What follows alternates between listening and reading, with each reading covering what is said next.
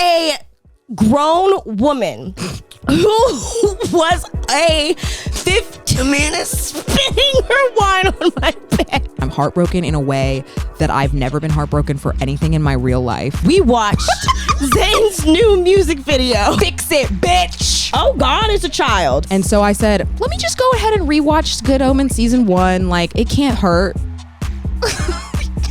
And those are always the famous last words. It can't hurt. He's affected me, mind, body, and spirit.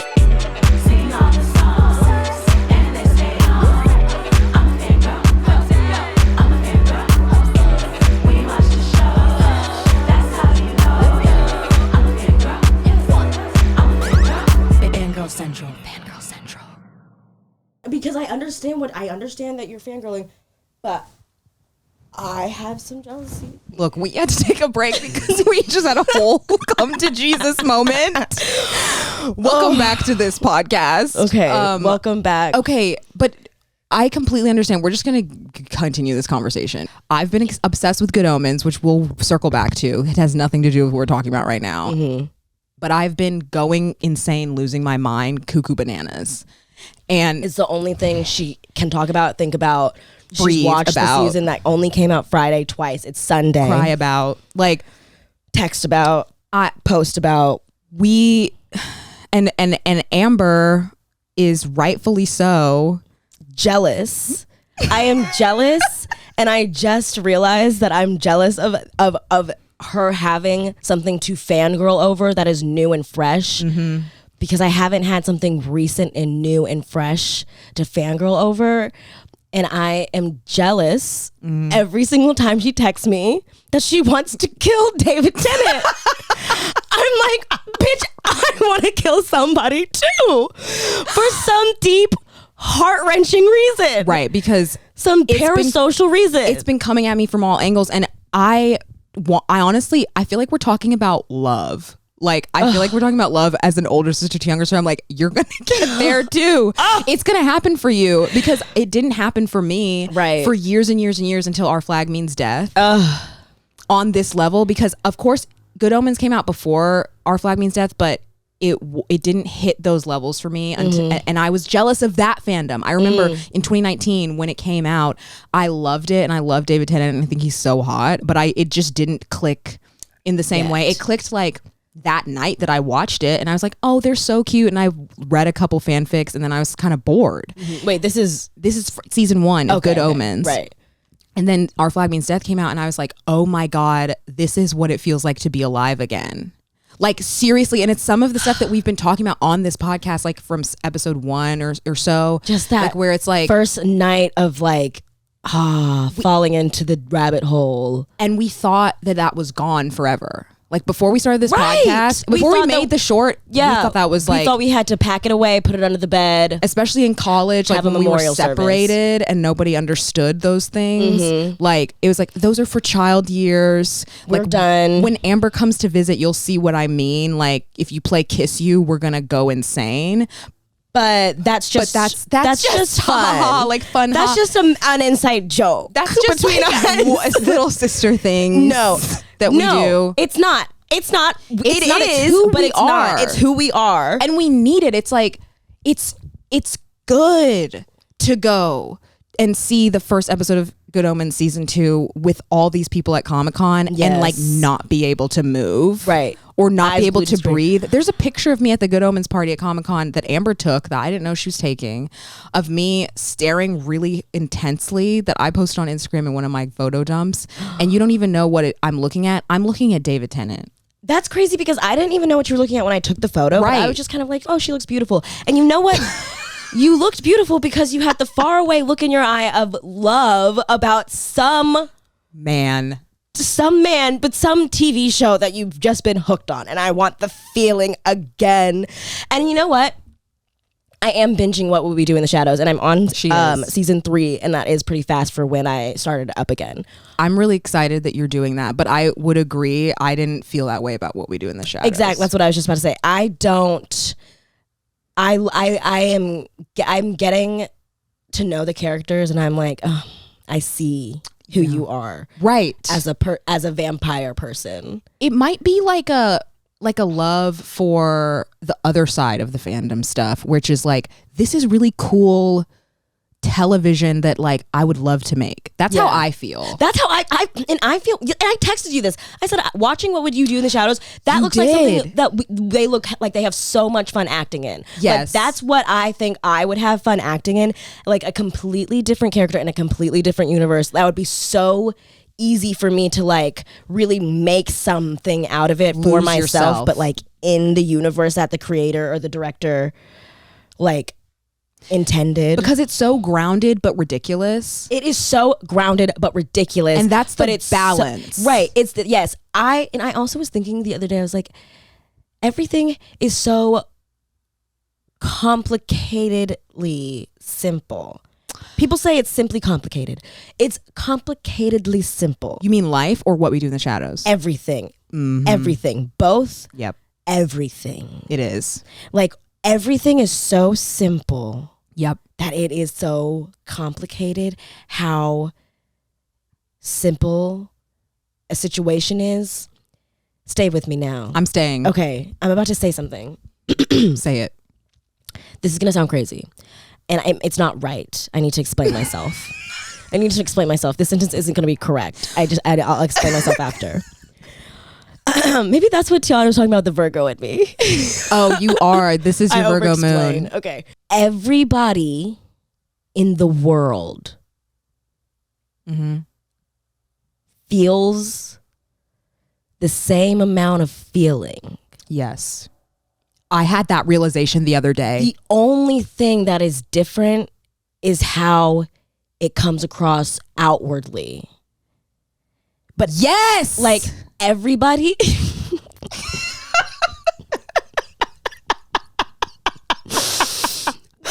no, yes. but like everybody, and this is something that I've realized in like humanizing all of my loved ones, family, friends, everybody. Everybody, if they are this amount of angry, and this person is this amount of angry, the way that it comes across is manifest, and then comes across outwardly. That's basically manifest. Yeah.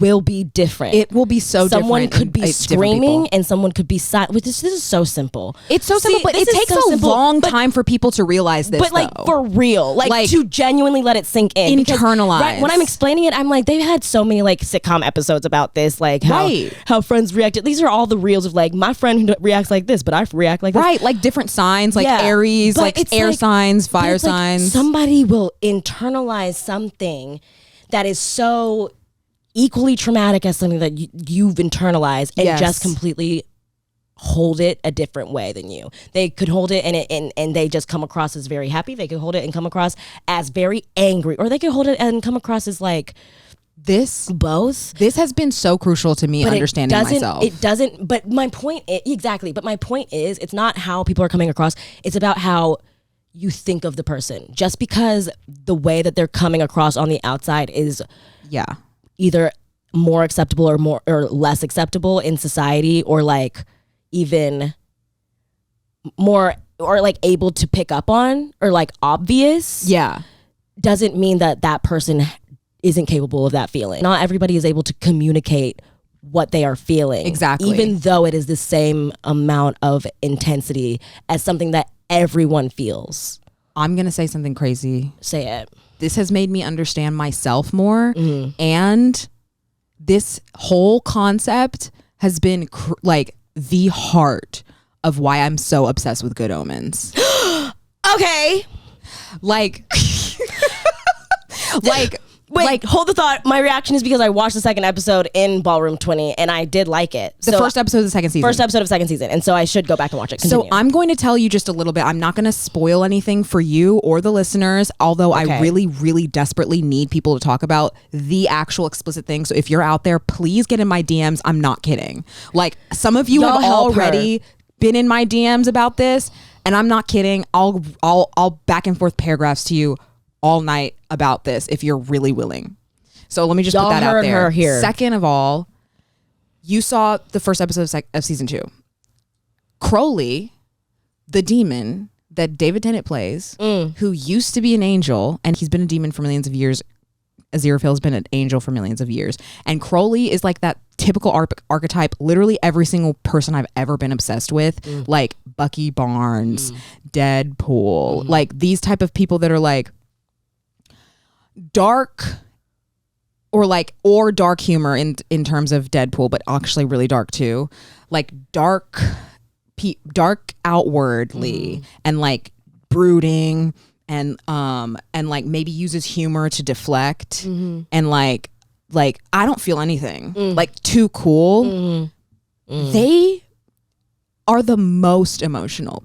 They're so emotional. They're the most emotional. And when David Tennant cries. Sorry everyone out there.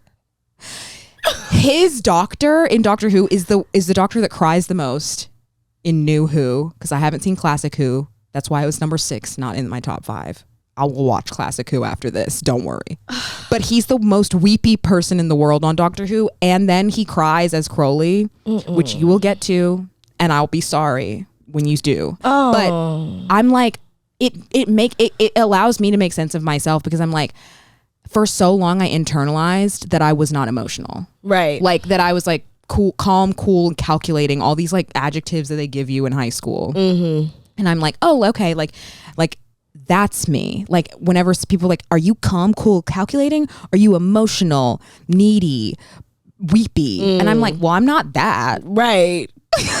So I don't have any emotions. So I just handle my emotions really well. Right. And I do handle my emotions really well, but maybe a little too well, maybe a little too repressive and putting those down. Yeah. But watching these characters, and most recently Good Omens, it's like, oh, they have so many emotions, and a lot of times they lie about their emotions to their loved ones. They lie about them to themselves sometimes, but then even if you get past the point of lying to yourself, and you can really feel your emotions, there's no guarantee you're going to tell people. I remember I used to ask you over and over again, and I think it was because low key I was having that realization, the same one that we were just talking about back then. Like I was like, hold up, if I be having bad days, Amanda's probably having a bad day too. Sometimes, literally after our parents got divorced. Oh God! I was like, wait, I think this kind of affected me a little bit. Did it affect Amanda? Do you want to know something? And I was like, I don't know. I had a dream that I was taking a nap in our grandmother's house, and I woke up crying. Wait a minute. This morning. Amanda, I keep on having dreams. I have reoccurring dreams at that house. I said, let me just go up to mommy's room. I'm sorry, Amanda. I'm so sorry. But God, this episode is crazy. Insane. I need to go on Patreon. No. We'll give it to the people. But guys, we're just going to be updating you on stuff that's happened in the last month and a half, last 2 months almost. Yes. Because we haven't had mics in our hands in a while. In a really long time. We like to talk. I've been texting Amber like, get me on the mic. Put me in, coach. I got stuff to say. She's actually said all these things, and so do I. I mean, I do to an extent, but I forgot everything that I wanted to say. I'm going to wrap up the Good Omen stuff. Okay. Because I just do need to get it off my chest, and so that we can move on, so that I can stop bringing it up. Sometimes all it takes is to be dramatic about it. I heard, I saw somebody post that David Tennant was coming back to Doctor Who. I cannot remember how I saw it. Maybe it was on Twitter or Tumblr or Instagram, in that order.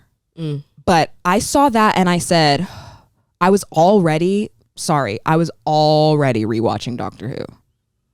And I saw that and I started up again. I was like, no, this is going so fast. Like I was like, I'm going so fast. I'm going full speed ahead. I'm catching up in order to see that. And then a 10,000 word fan fiction was up on my iPad from like, I don't know, months ago, that was like, this is a Good Omens fanfic that like a lot of people love. But at the time when I saw it, I was like, I don't really want to read this. It's like 10,000 words, and I'm not really on the like Good Omens kick. Like I've only seen it once, and then I watched it again all the way through, but like skipped only until the Crowley Aziraphale parts, and I was like, I'm not feeling this. And then for some reason I read it and I was like, I'm so obsessed with this. Maybe I should. When is season 2 coming out? And it was coming out this summer. And so I said, let me just go ahead and rewatch Good Omens season 1. Like, it can't hurt. And those are always the famous last words. It can't hurt. I'll have complete control this time. Like, maybe I'll maybe it'll be fine. It'll be cool. Like, I've seen it before. Like, I got through it. I'm sorry to bring this up, but that's what I said about One Direction the night that I started making the playlist, because I had gotten obsessed with them before. I watched all of the video diaries before that night. I had seen those video diaries before, and I was like, you know what? Cute boys. Yeah. And then that night I was like, oh, I remember these boys. Cute boys. It's that feeling. What is that feeling? I got this. Like, we need to coin that phrase. It's ego. It's cockiness. It's way too much. Fangirl ego death. That's what it is. That's what it is. It's fangirl ego death. It's saying, I got this. Like, this is familiar. I've had a pattern before. I got this. Like, I know that whatever happens, I'm gonna watch this and know that this will not affect. Nothing. This will not affect me. This is just insert whatever it is here. This is just a show. This is just a man. This is just a TV show. Like, it damn isn't. If it isn't, then it just isn't. Right. If it isn't, it is just not, because it's just going to affect you in a very specific way, and you will never have been able to predict. And you can't control it either. I think this helps with my control issues, actually. And I'm getting off track, but like, fangirling helps with my control issues, because I have a lot of them. I need to be in control, or else I get some type of anxiety. In the last years of releasing that and like learning to let go and really just be chill, it has been real ego death through psychedelics, but it's also been when you're at a concert and you really just let go and you're like, I don't give a fuck who's looking at me. I don't give a fuck what anyone thinks about this. I am going to dance as hard as I'm dancing and scream until my lungs give out. It's a safety because of thing. that. Yeah. And because this is me. This is real. This is me. I'm letting go. Like, and I don't have any control about how David Tennant makes me feel. Like, I genuinely have no control over it. And it's a feeling that I'm like, please, like, give this to me. But it's also interesting because yes, that is true, but it's also about the space. You feel safe in letting go because of how much you love the thing, and because so other people feel the same way. Exactly. Like, you know that the thing that you love is worth acting a fool in the stadiums. And then you also know that everyone in that stadium, or maybe not everyone, but a lot of the percentage of people there know what's up. If they turn their heads, they're not going to be judging. They're going to be like, girl's feeling something. Literally, like, when I was at that SpongeBob concert, when Tom Kenny sang all those SpongeBob songs, which you can look at our TikTok, it's getting too many views. Oh, I'm right. literally, those notifications, like, stop. The mosh pit, that's not a mosh pit. I know it's not a mosh pit. It was a joke. Like, I know what a mosh pit is. There was a dog there. They wouldn't mosh pit with a dog. It was literally a picnic. It was a screening of the SpongeBob movie, and Tom Kenny just happened to be there. Okay, it was the best night of my life. But as soon as he said, I'm going to play some SpongeBob songs, my legs gave out. And my roommate, SD, who's been on the show, had to catch me. And the two people behind me said, that's the right reaction. Exactly, because everybody has grown up with the place. Like, I mean, with the show. SpongeBob is a thing that has raised a generation. And not only a generation. With the place, Bikini Bottom. Grown up with the place, Bikini Bottom, because it raised a generation, and not only that, it raised the 30-year-olds that were watching it when it came out. Exactly. So, but yeah, it has let me release. Like, I have felt so euphoric this week, being like, I'm literally losing my head because of Good Omens. But anyway, I'm just giving the short timeline. I rewatched Good Omens season 1, and long story short, it wasn't okay. I did not got this. No. I fell into a rabbit hole. I have only been reading like Crowley and Aziraphale fanfics every single night, and then throw in like the 10th Doctor and Rose, because I have to have David Tennant making out with somebody and more in my head every night. Speaking of making out, that's just what has led to going to Comic-Con and seeing his face literally everywhere because of Good Omens and Doctor Who, and I'm not okay. And a lot of what I got was David Tennant centric. Speaking of what? Speaking of making out. Oh no. Seconds before we started filming this episode, we watched Zayn's new music video where he is making out with a woman for like the whole half of the video.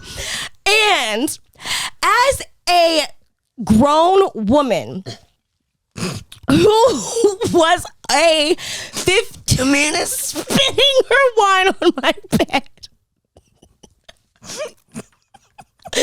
as a grown woman, I'm sorry, who as a 15-year-old child fantasized about making out with Zayn over and over again. Oh no. Over and over again. They had over again by One Direction off the Take Me Home album. I just didn't know that I was going to have to see that, and I wasn't ready to see it. I'm sorry for all the Zayn girls. And he is really... Let's all say it together. Hot. Beautiful. He is really, let's all say it together. Pretty. Beautiful. He is really, let's all say it together. Hot. Magnificent. He is really, let's all say it together. He's got a symmetrical face. He does. And what else do we love? His eyelashes. I'm really sorry. I'm pissed. really sorry to all this. Pissed. Okay, but Amber, you need to check your privilege. Because you are not a Zayn girl. And okay, that's right. Don't pretend. You're right. And so I want to say also, I'm so sorry to all the Zayn because girls. Can you imagine? I couldn't. Because he hasn't how been. I'm feeling right now, and I'm silent just for here years. floating in the world as a One Direction fan. He's been silent for years, and then to have that. And I know we're late on this. Okay, we said it was a catch-up episode, but to have that man be silent for years. I'm not even like being actually like facetious, silent, like actual silent. Like we have not heard him talk. We haven't heard his accent. The only thing everyone said when they sent it to me was, what the fuck is his accent? That's what people said to me. That's what everyone said. I was like, y'all, he's from Bradford. And I'm a Bradford bread boy. Okay, and I want to say that's what everyone said to me too, and so I understand. But then at the same time, I'm kind of like, have you never seen Love Island? That's exactly the next sentence out of my mouth. We are the generation that is really obsessed with Love Island. No, and like a lot of my friends have seen it. You know these accents. So you and I know that you know. Jode. Right. Bradford. Yeah, but like North. I know that they know these accents because sometimes I'll be watching Love Island and somebody who's an asshole, maybe they're an asshole, they'll come on and they'll start talking and I'm like, why do they sound like Zayn? See, that is so crazy because at the same time that you were telling me about all of the One Direction accents, I was watching Doctor Who and hearing all those different accents because the Ninth Doctor is Northern. We're like, oh, Zayn talks like the Ninth Doctor. Yes. That's interesting because that's how I kind of started to associate everything. I used to be like, oh, like Harry talked the most like the people in Harry Potter. And then God forbid we bring up Spider-Man, but Tom Holland would speak and I'd be like, he is posh as hell. God forbid we bring up Spider-Man on this ridiculous catch-up. You need to watch the video because look at our set. Like, it's honestly like kind of appalling. Actually, I want to say this is the best setup we've ever had. And I want to say props to Amber. It is props to Amber because we have, these are all her blankets. And then can I also talk about... These are literally all her blankets. We have a One Direction blanket, Jonas Brothers, Spider-Man, and a Harry, like, whatever this is, tapestry. And I've started a collection of purple stuffed animals. I found a purple Stitch. I found a purple Stitch and someone asked me the other day, they were like, are you sure it was an Angel? And I was like, you think I'm a dumbass that wouldn't know Stitch from Angel? Exactly. I was like, no, it's Angel a purple has those little Stitch. things out of her forehead. Look, and she's it's a purple pink. fucking Stitch. Okay? Like she's pink. She's not purple. Don't be stupid. And here's Candy. I've had her since 3rd grade. My purple penguin. Amber. She has all these stuffed animals. Like every single time she saw anything with a face, at Comic-Con. I was like, girl, We have to don't keep buy walking. that. We have to keep on the walking. She last bought day, so much. I also want to say Amanda and I broke our banks. Amanda and I couldn't get out of the parking lot on the last day of the day. No, on the last day of Comic-Con. our cards declined. Because our cards declined because we broke our banks. Both of us at the same time went insane at Comic-Con. And we've discussed how we've been at Comic-Con with more money in our banks and like barely bought anything. And then this time specifically when we had specifically low balances and low savings, we were like, fuck it. This is broke bitch I hour. want this. This is hot mess hour. It's hot mess broke bitch hour. But we got what we wanted, okay? Cheers. We got what we wanted. All right. And just to round out the fact that I'm literally losing my mind, like I'm not even kidding. Does anyone want to talk about Good Omens? Because I'm heartbroken in a way that I've never been heartbroken for anything in my real life. And I'm jealous that she's feeling like that. And I said to Amber, to put it into terms that anyone could understand, it feels like that moment, the first time you ever watched Gotta Go My Own Way in High School Musical 2. You did say not that. Not like what you feel now as an adult who understands that they're going to get back together very fast. The first time. Because this was the dream couple. This was not only Troyella, but also Zanessa in real life. They were the it couple. It was, you're 11, you're 10, 11, you're 7, you're 7. 9, whatever, how old The you are. lighting was there. She took off the necklace. She took ran off the into her necklace. mom's van. She left. It was right after she just told Sharpay off. She had the adrenaline. She to then said- tell her hot Zac Efron looking man She said what she needed to say she at said the age you- of 17. She said, you've been brainwashed by the society and you don't love me enough. Bye, bitch. And she ran left beautifully And away. if you've seen Good Omens season 2, I think that's a pretty good metaphor. Okay. Oh my God, I really gotta watch this. But it's not two teenagers that will get back together by the end of the movie. It's two Don't say celestial beings. One is an angel and one is a demon that have known each other for millions of years. Okay. And we have to wait for I don't even know if there's a season 3. We have to wait for season 3 announcement because of the strikes. Support the strikes. Support the strikes. Because of the strikes, we don't know if there's going to be a season 3. And even if there were, Neil can't start writing it. Okay. So we're looking at 3 more years. Okay. If you want to find me, I'll be wistfully looking into the distance or reading Archive of Our Own. Fix it, fix. And that's the it. That's it for me. That's right. Fix it, fix. That's what she fucking said. Fix it, bitch. Fix it, bitch. I like fix it, fix. Whoever has the whoever claims that they can fix something better be named Fix. Don't spit on my Stop. I keep spitting out. While you were talking about Good Omens and slightly Doctor Who, I did remember that there is something that I have been feeling recently that was very intense. What? I started watching Degrassi again, but like in a real way. Yeah. But it was on accident. Yeah. Oh, I was like, I don't even know what got me into it. Then I remember it. Do you remember it? No. Okay, so Cassie Steele, Manuela Santos, she posted this TikTok, but it's an old TikTok, and I'm pretty sure I've seen it before, but I resaw it. It came up on my For You page again, and it's her as a grown woman in the You Got the Look season 3 episode 3 thong when Manny has the revamp, and I was like, Doing the Buss It challenge. And I just about had a fit. I just about had a fit. She did. That's what got you back into Degrassi? That's what got me back into Degrassi, because I was like, oh my God. I was like, oh my God. And then I watched like maybe every single one of Cassie's videos, and like she's so like millennial, like with her editing. Like I'm like, girl, what you were talking about. Right, the millennial pause. And I'm like, she does her like get readies with me, and I think she's adorable. I love her. But I was like, oh my God. But anyways, the reason why I was like, I have to watch this is because growing up, I was like, do I want to be her or be with her? That type of thing. Yep. And so I watched this video and I was like, with her. Yeah. With her. Confirmed.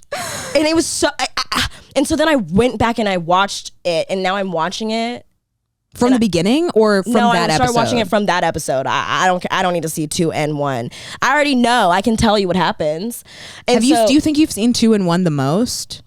Did you ever have any times where you were rewatching 1 through 4 the most, because when I found it online, I found it and then got up to season 5, episode 1, and it kept on freezing, the bootleg version. And so that's when I said, Mother, get me every single one on DVD. Right, and you had to pause. I'm gonna need to be able to watch it all the way through. And I can't find the last 5 seasons. Please get it for me. And that's how I was with Invader Zim. Right, and that's why right. And I said, I need this. Get it.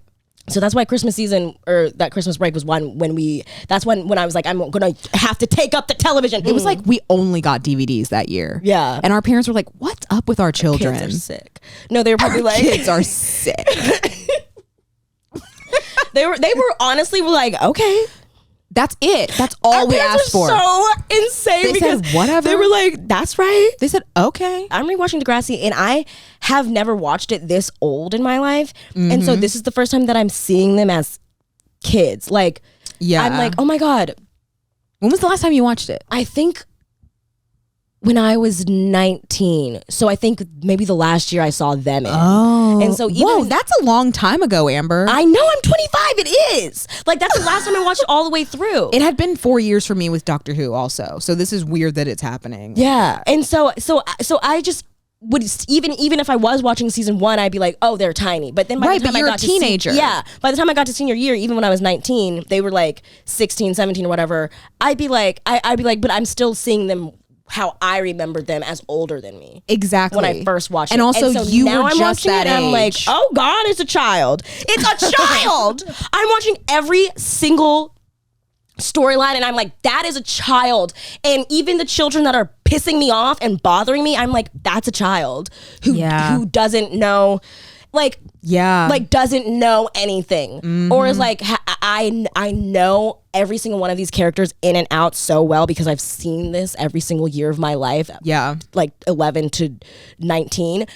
But I'm like, I see but I just see every single character who they're gonna become and what they're dealing with at the time that they haven't revealed to the audience yet.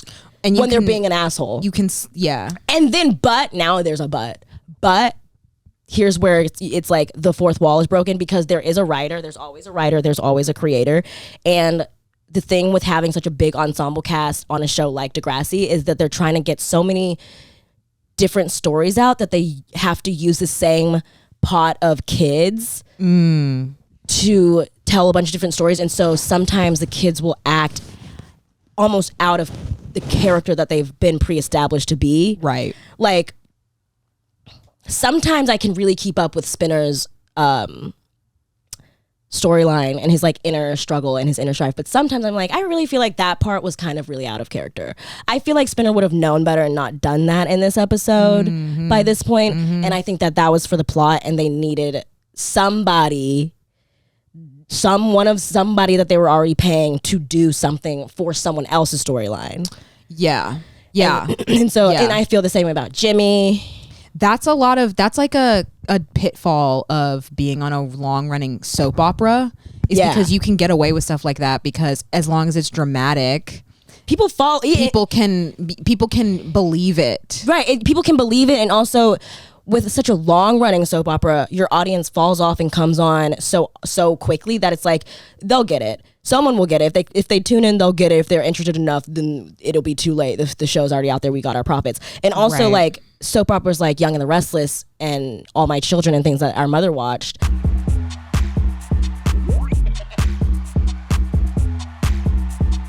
Should we go into it? Should we get into, what should we get into? Comic-Con? Okay, we haven't even gotten into anything on our list. Let's do a quick show and tell for Comic-Con. Quick show and tell for Comic-Con. We had an amazing time at Comic-Con. Amazing time in the exhibit hall. We had such an amazing time. We spent way too much time in the exhibit hall every single day, all 4 days. We were in the exhibit hall because the actors weren't there because of the strike. We went to some parties. We went to the Good Omens panel and party. We got some pins. We hung out with some friends. We just bopped around. We went to the lesbian bar in San Diego, which was a fun time. Yep. But I feel like it was our first time doing Comic-Con completely just the two of us, and completely it was just like the two really of us, fun. And also just like kind of as Comic-Con and a vacation. Yeah, like we were just like getting cocktails and like eating really good food and like going home when we were stuff. tired and not being crazy, not overtiring ourselves, and we didn't sleep outside once. And thank God for that. We were never planning to, but like no, we really just like went and did what we wanted to do. We took what we wanted to from Comic-Con. I don't want anyone to take this the wrong way, but I think it was a blessing in disguise that the actor strike happened this Comic-Con, because if it hadn't, then David Tennant would have been on the Good Omens panel and I would have had to sleep outside. And then right. I would have had to see David Tennant in person, which I never have. And I hope that he never hears this or nobody tell him this, but I would do crazy things to that man. Amanda. Okay? I'm saying it. Like what? Stop.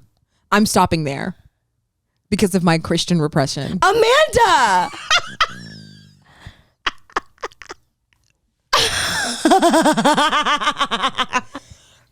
That's it.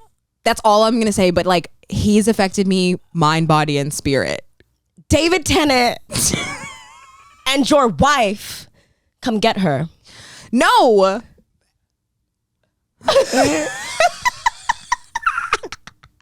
Today, his wife posted a story using they, them pronouns for David. Mm-hmm. And people are like, oh my God, David's non-binary. And I'm like, let's not get carried away. They have a non-binary child. Maybe they're just normalizing like gender neutral pronouns. Oh. However, if David is non-binary, if that's the case, that would be enough. Then I will lose my mind, and so that's all I want to say. If David Tennant is using they them just to neutralize the idea of it for his non-binary child, that would be enough. Yeah, no, I mean, Schuyler he's literally been wearing a non-binary pin. Like he's wearing like trans kids. He's wearing like leave trans kids alone t-shirts. So this is just to say I'm a support of every single thing. Let's move on. Let's do the hauls. Amber, introduce what you've got to say. Okay. So here are my pins that I've started to build. So last year is when I started my pin collection. This actually isn't very impressive.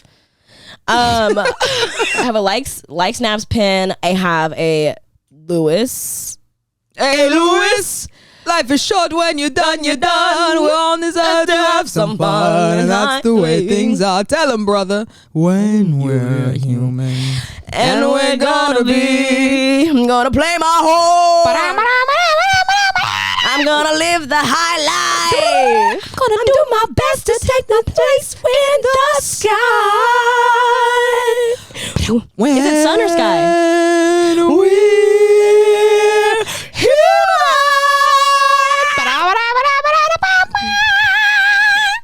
It's sun. Oh, okay. And then I have the Jolly Roger from Peter Pan. From Peter Pan. Because I was like, from Once Upon a Time, and Amber was like, from Peter Pan, bitch. I was like, girl, you know that sounds crazy. And then my pins, first of all, we took so long to find a lanyard. I just wanted a pink lanyard that was like relevant to me. We took so long to find the lanyard. And then we went to see Barbie on the Thursday, and while we were there, we were at a comics and stuff, and Amber was like, Amanda, that's a pink Doctor Who lanyard. And I was like, are you fucking kidding me? Got my eye out. And it says smaller on the outside, and you know that most people, when they step inside the TARDIS, they say it's bigger on the inside. And Clara says it's smaller on the inside. Outside. Sorry, Clara says it's smaller on the outside. So that's a little bit of a reverse for you. Right. And it has little TARDISes on it, but it also has a little TARDIS on the front and then a little TARDIS on the back. But these pins, you wear Find Things Well, which I I got at the Our Flag Means Death meetup where I was Barbie Blackbeard, and it was so much fun. I love that fandom. Honestly, everybody had a great time. Everybody's really so friendly. Like everybody in that fandom is so gay and like genderqueer and nice and like just gets what's up, and like we run fandom. I'm sorry, queer people, like anybody who's marginalized runs fandom. First of all, like black people create pop culture and run it, and then like queer people literally are the foundation of fandom. Like, and you cannot tell me any otherwise. I'm pissed off that Comic-Con likes to brand itself as like for the fanboys, and I'm like, you try to get a season of a television renewed with just fanboys. No, honestly, Barbie has they don't know what they're doing. The fastest like worldwide box office, and let's just for go Warner ahead and Brothers, smoothly shift on into Barbie. Like because it's aimed at girls, it's marketed at girls. Girls run fandom too. So that's like my little rant. And I'll return to it. We'll return to it. Let's wrap back around. But my pins, really fast. I have a pin called "Obsessed with Our Flag Means Death." I have a pin that says possibly even Christians, which is totally the last thing we need in this house, which is from What We Do in the Shadows. These Good Omens pins that are Aziraphale and Crowley from the opening title sequence of Good Omens. This pin of Kirk and Spock kissing, and they're the birth of slash fanfic, again, by queer girls, queer fangirls, I'll say, because their gender identities, I don't know what they were, but they were fangirls. This little pencil bird thing from Alice in Wonderland. Alice in Wonderland is my favorite Disney movie, like Disney animation movie. I have earrings from Alice in Wonderland. In right now. Yeah. You can learn a lot of things from the flowers, especially in the month of June. You were born in June. That's what I was supposed to say. And then Jack Skellington. And those are my pins. Beautiful. So this is a pudgy penguin. I saw it. You guys heard the stuffy face situation. I saw a cute penguin. Penguins are my favorite animal. It's kind of and then I found out after that it's a blend of Club Penguin and Webkins, as in it has a code that I'm going to register. I still haven't registered. Give a thumbs up if you want to see us register the baby. And then at the Good Omens party, they gave us this free poster, and they had a little scavenger hunt for us to do, and it was fun. They had espresso martinis. Everything there made me upset. It was a good time. I'm not doing well. It was fun. About Good Omens. So if you don't know what I'm talking about, don't talk to me about it. Right. If you do, please get in my DMs again. That's the rule. Speaking of Barbie, speaking of fanboy, speaking of fangirl, there was a very limited supply of Barbie merch at this year's Comic-Con, which if it was a boy heavy marketing system, I think that there would have been more merch. You mean if there was a girl heavy marketing system, there would have been more merch? No way, like if Barbie was like boy heavy. But yeah, also what you're saying. Same thing, same gist. Yeah, like I feel like I overheard some people at Comic-Con being like, there's a lot of Barbies here. But there wasn't Barbie merch. And it was like, do you see the disconnect? But also it's like, why shouldn't Barbie be something that's at Comic-Con? It's based on a toy. A lot of people like it. Like a lot of people like Barbie. And, a lot of people. And Barbie has movies. It's a franchise. Before this movie, it was a franchise of films and dolls. And what else is that? Action figures, Funko Pops, Hot animated Wheels, movies, Power Rangers, Teenage Mutant Ninja Turtles. Like, how come all of that counts as fandom that should be at Comic-Con, but Barbie can't? Like, there's literally a Teenage Mutant Ninja Turtles activation at Comic-Con, and there was nothing to do with Barbie at Comic-Con. And I'm just like, who the fuck do you think we are? Right. Who the fuck do you think what do you think this is? Am? And what do you think is the difference? Because we have the same intensity as you do. You just for some reason think that you're superior. What's the difference between going insane for One Direction and going insane for Spider-Man? One is legitimized in the eyes of men. That's it. Yeah, we have them both up here. That's it. So like, clearly it's there both was validated there was a K-pop women. band that was playing the fandom party, and it's literally like just the fandom party at Comic-Con, and it's like the 6th annual one. And I overheard some people in line being like, yeah, I'm not gonna fucking go to the fandom party. Like, it's just gonna be full of people who aren't Comic-Con people, who are just K-pop fans. And I'm like, this is in line for the Good Omens party, which we waited 2 hours in line for. So how is that any different? And how is waiting 24 hours in line to see the Marvel panel at Hall H any different from people camping out to see One Direction? Right. On the Today Show. Right. Like, how is You're seeing that something that you want to see? Like, how you is really that feel like you want to see any different? Just like, don't rag on it. Like, there's no reason to. It's not superior because men like it. Period. It's not superior because most and also not only men like it. Spider-Man is not so complex for men. It's that not for boys. Only men can understand it. Right. And One Direction isn't for girls. Like, they have good music. A lot of dads like One Direction music. And I would say that teenage girls predict trends and run the music industry, at least. And I would go as far as to say that teenage girls run the film and TV industry too. Yeah. Because if teenage girls are obsessively rewatching your shows and television and movies, you will be successful. There was literally an entire fandom for The Social Network movie. Whoever is not marginalized gets the privilege of not having to know whatever the marginalized people are going through. So like, I'm always like, whenever white people ask me about my hair, I'm like, I know everything about your hair and you know nothing about mine. Yeah. Because we live in a society.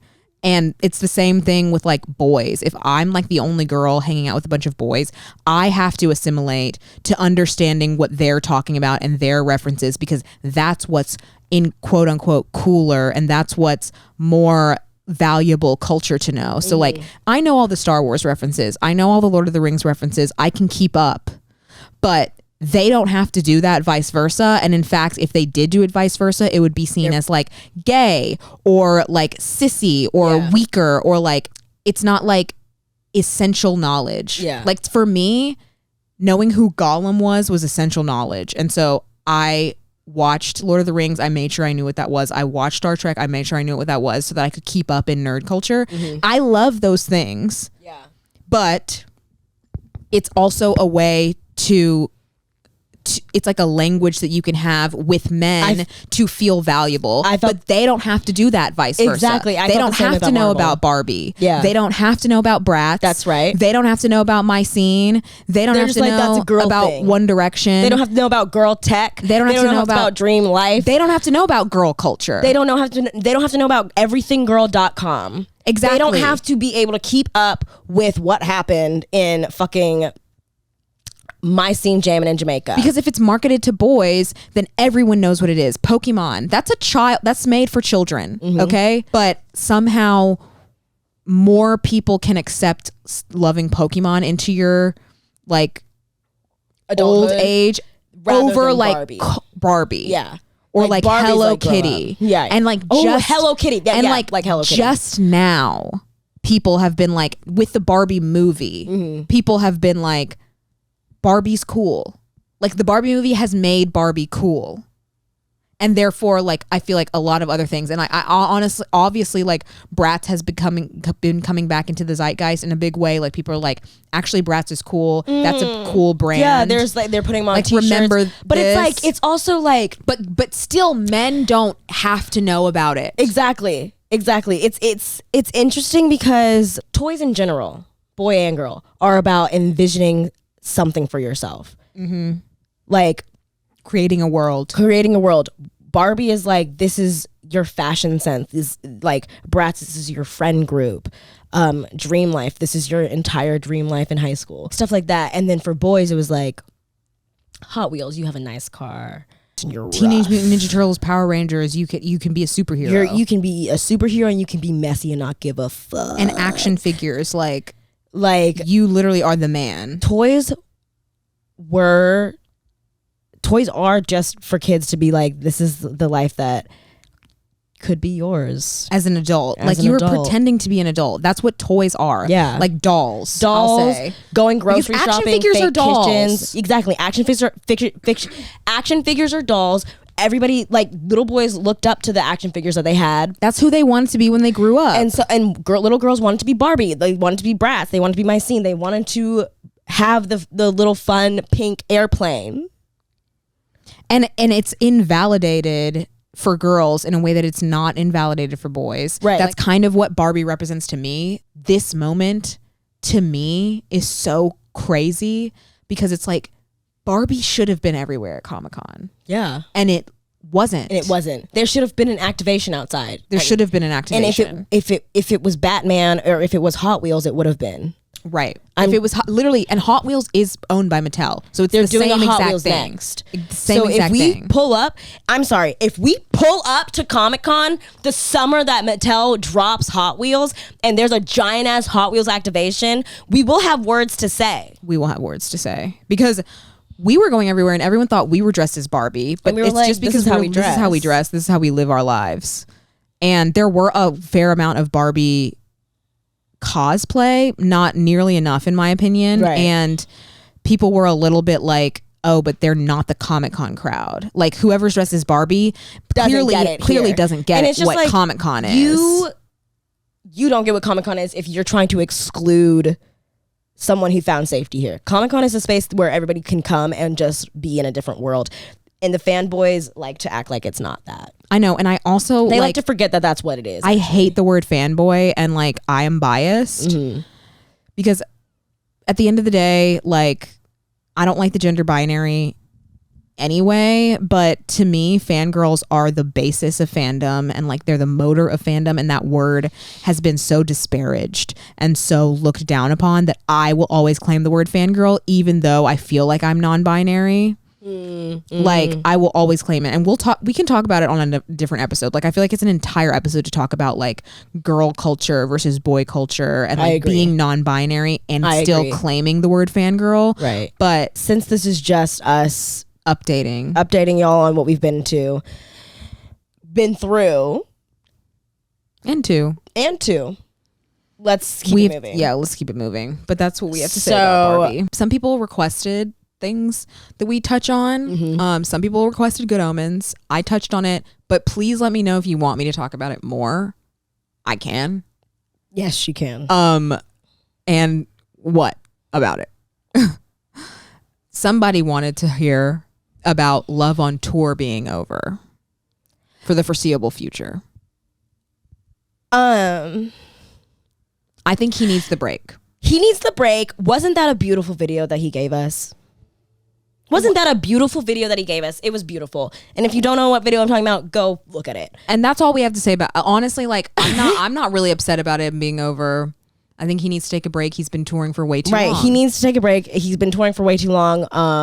And he will come back. He'll come back. There's not a fear in my mind that he's going to come back. And if he doesn't, that's when my real trust issues will begin. There's a fear in my mind that it'll come back with One Direction. And you shouldn't have said that. You should have kept that in your mind. Thank you. Heartstopper season 2. I saw season 1. I haven't seen it. I thought it was cute. I honestly thought it was made for kids and teens. So Probably. It was a little bit like if it had come out when I was a teenager, I would have loved it, but I didn't really get into it. Right. You know? I feel the same way about Blood and Water. Holler if you guys watch that. Yeah, like on Netflix. And I'm excited because Yasmin Finney from that show is going to be on the Doctor Who 60th anniversary with David Tennant. What else? Sir. Somebody asked us to talk about Theater Camp, which we have not seen. We will see it. We haven't seen it. And I also feel like it's not really fandom-y. It's more like culture-y. Yeah. I kind of thought that we should look at the requests that we've gotten all time. Can you guys do an analysis of 1D solo albums and rank them? Not right now. These are future episodes. Oh, these God are bless. These are future episodes. I haven't even listened to all of their solo albums. Neither have I. We got some to catch up on. Exactly. So and that's an interesting idea. And we will. I would do that. I'll do that for homework. Somebody says, could you talk more about the period that you stopped liking 5 Sauce? Yeah, we can. We'll probably have to have like that in a 5 sauce dedicated episode. Yeah, we can talk about it. We can talk about it. New podcast about Glee when? We'll talk about Glee. We'll do a Glee episode. We'll do a Glee episode, absolutely. Can y'all talk about Marvel? Yeah, Yes. we should do a Marvel episode. We'll also do a Marvel episode. Fan fiction. What about it? A whole episode about it. I decline. You do not. I do. What? I have a different relationship to fan fiction than you do, and that's why you talk about it more than I do. And what's your relationship? Something that I don't like to talk about. Well, we'll talk about it. We'll talk about it, but maybe on that episode, not right now. On that episode, obviously, Amber, but you can't decline talking about it on that episode. Maybe. Bitch, you've talked to me about shit. My boundaries remain mine. Okay, and that's okay. But we will have an episode about fan fiction. We have to. It's like literally the most requested. Yeah, we will. Like a bunch of people, and it's not just one person. Yeah. Okay.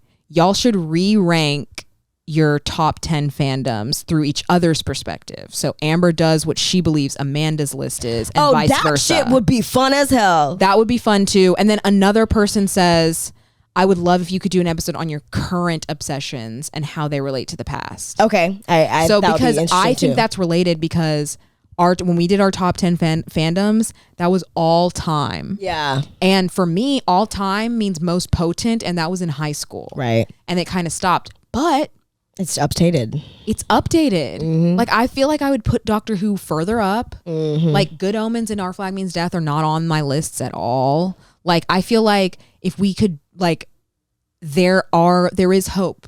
Yeah. For future. Yeah. For future fandoms. For sure. Oh. Our opinion on Deux Moi. Okay, that's a fangirl versus pop culture type of situation. We'll do that too. Yeah, I think that's a big greater conversation. That's a fangirl versus pop culture's fan versus stan conversation. Fangirl versus fandom versus pop culture, fan versus stan, and like celebrity culture. Right. That's a big conversation. Because we are not into celebrity culture. Just to say it right now, we're not into celebrity culture. If you ask us about something that randomly happened, if we say yes, it's just by coincidence. We don't actually keep up with it. Right. Like, I don't really care. I don't even care about what's going on in David Tennant's personal life. And I don't care what's going on in Zayn or Harry or anyone in One Direction. We'll keep all of these things in mind. And also, like, just tell us your requests. We take these requests. We keep them. We keep note of them. We love to talk about this stuff. Yeah, we do. And it's actually therapeutic. Review us on anywhere you're listening to this, Apple Podcasts, Spotify, anywhere you're listening. Please give us a review. Give us a 5 stars if you give us a comment. Tell us what you think. Follow us on. Tell us if you relate. Add us on Patreon to get bonus episodes. You can find Amanda at what handle? Amanda Lane Miller, and on Instagram. And on Instagram, you can find me at Amber L Miller. And you can find Fangirl Central on fangirl.central on Instagram, TikTok, and YouTube. Yes. And just keep it chaotic. That's right.